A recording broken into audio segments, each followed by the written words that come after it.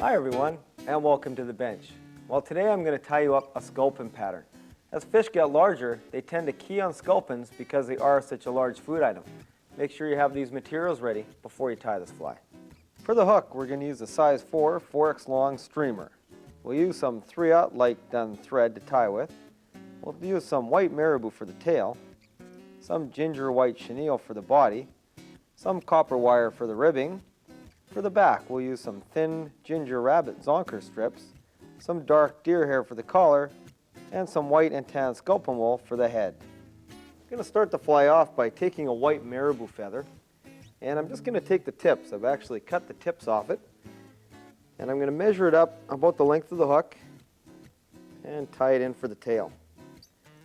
We'll take some medium copper wire and wrap it in, and what it'll be is a little bit of ribbing later to help tie in the zonker strip. I'm going to take some ginger and white corrugated chenille. I really like the corrugated chenille. It gives the body a real differential in color from the brown and the white. And we'll tie it in. We'll take our chenille now and wrap forward to form the body. And keep the body fairly thick.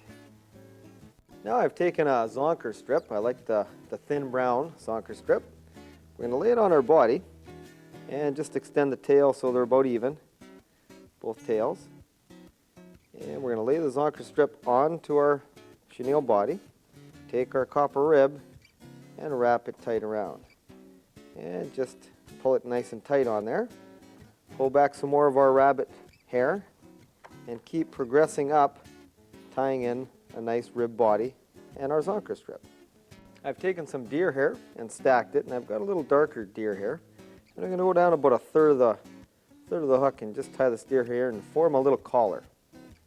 Get a little collar on the fly. Now I've taken some white sculpin wool and some tan sculpin wool, and we're going to use it just the same way as we would with some deer hair to dub a deer hair head. What we're going to do is just wrap it on the top, take a couple of tight turns, pull the sculpin wool back, and tie in front. And again, I've taken my white and my tan sculpin wool, and we're just going to take a loose wrap, incorporate it all in the head, tighten up, a couple wraps, and pull back and wrap in front. To finish the fly off, I'm going to take the fly out of the vise, and what I'm going to do is just trim the head, just like I would a spun deer hair head or any other head.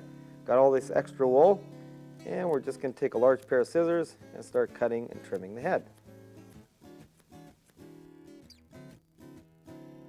Well, there it is, the finished sculpin pattern.